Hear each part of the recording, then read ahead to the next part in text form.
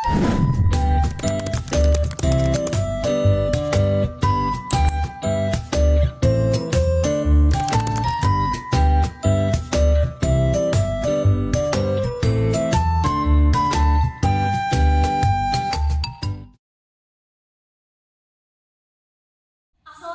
warahmatullahi wabarakatuh. Shalom, Om Swastiastu.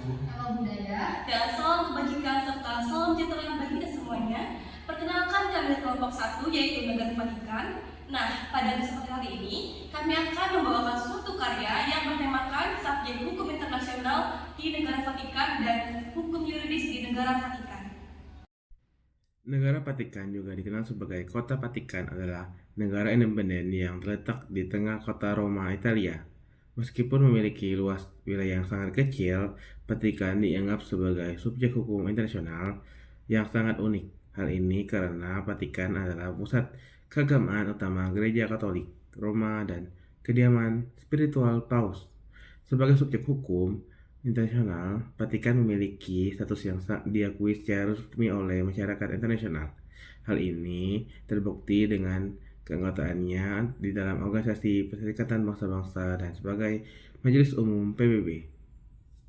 Sistem hukum Vatikan didasarkan pada prinsip-prinsip hukum kanonik, yang merupakan aturan yang diatur oleh Gereja Katolik Roma.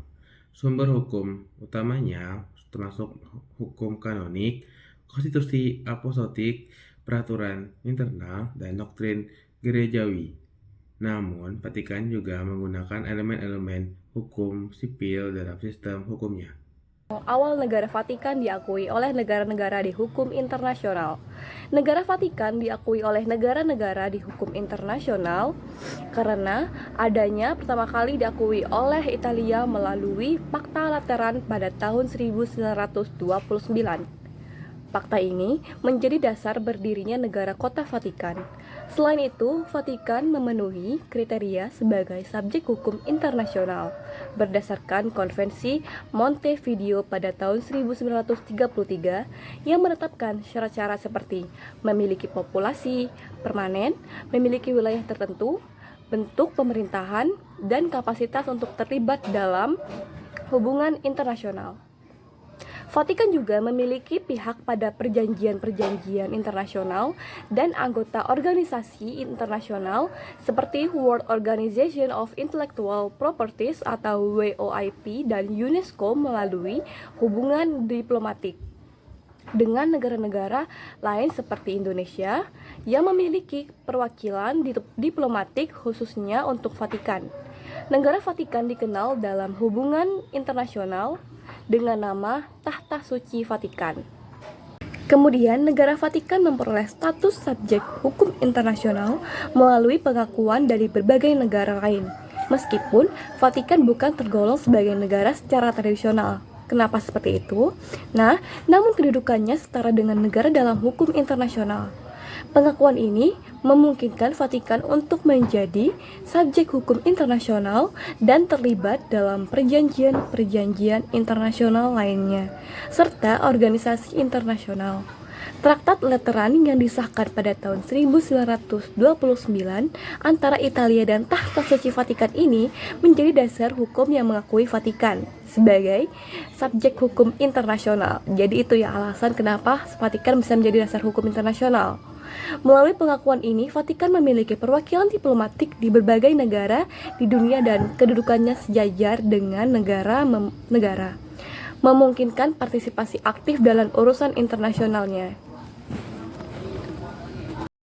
Hukum yang digunakan di negara Vatikan terdiri dari Hukum Dasar Negara Kota Vatikan yang diterbitkan oleh Paus Yohanes Paulus II pada tanggal 26 November tahun 2000.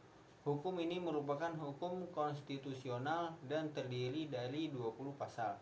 Vatikan juga merupakan subjek hukum internasional karena diakui oleh negara-negara di dunia dan menjadi pihak pada perjanjian-perjanjian internasional.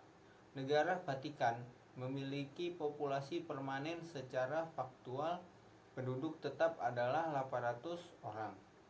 Memiliki suatu wilayah tertentu, terletak di tengah-tengah kota Roma, Italia dan memiliki kapasitas untuk terbit dalam hubungan internasional dengan negara lain.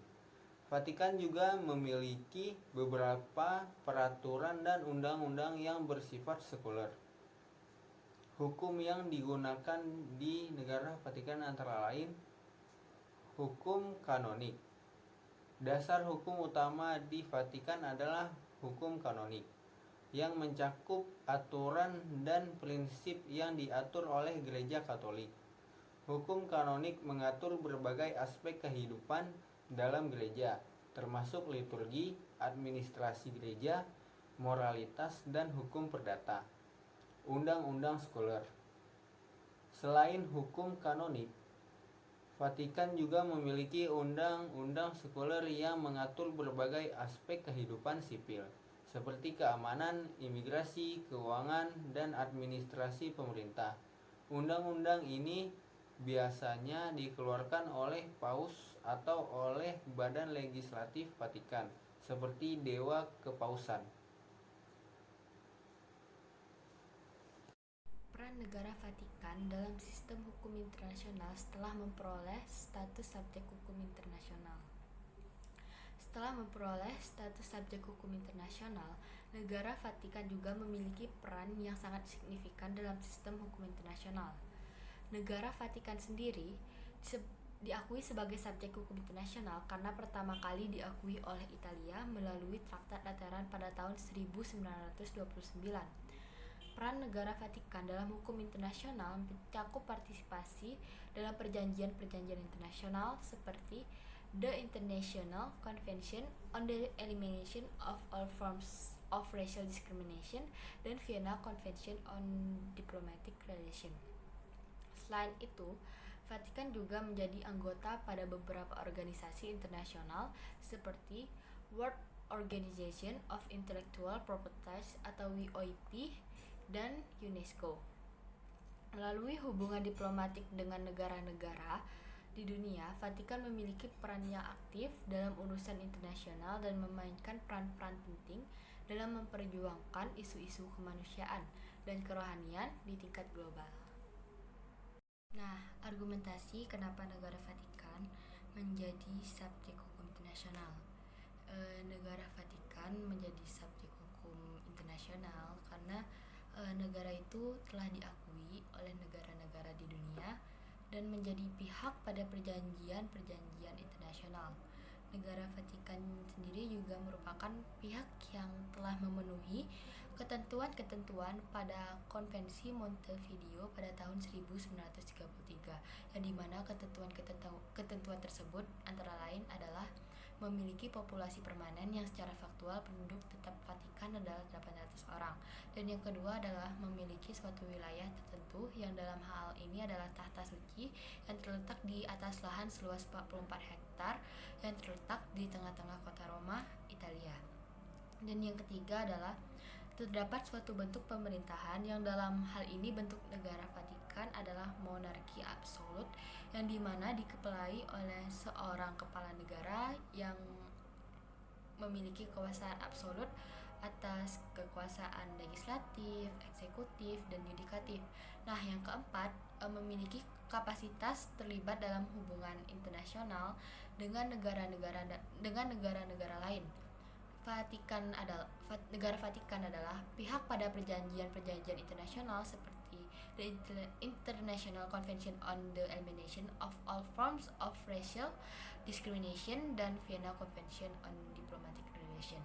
Selain itu, negara Vatikan merupakan anggota pada organisasi-organisasi seperti World Organization of Intellectual Property atau juga disebut WOIP dan UNESCO.